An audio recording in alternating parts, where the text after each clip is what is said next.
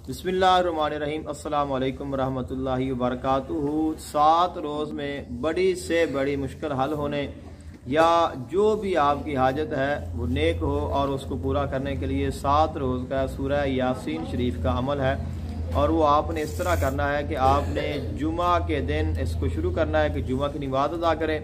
उसके बाद जुमे के दिन के बाद जो रात आए उस रात को इशा की नमाज के बाद आपने 7 मरतबा सूरह यासीन शरीफ को पढ़ना है। और सूरह यासीन को पढ़ने के बाद उस यासीन का जो सवाब है वो 7 सलातीन, जो 7 सुल्तान है, जो 7 बादशाह है, उनको आपने उनकी अरवाह को हदिया कर देना है। और इसी तरह आपने ये अमल 7 रोज़ तक करना है।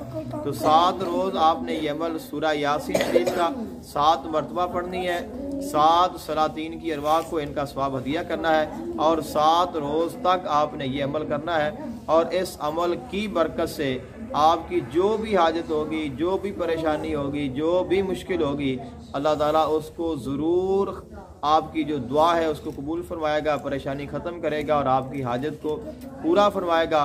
और जो 7 सलातीन के नाम हैं वो भी मैं आपकी खिदमत में पेश कर देता हूँ।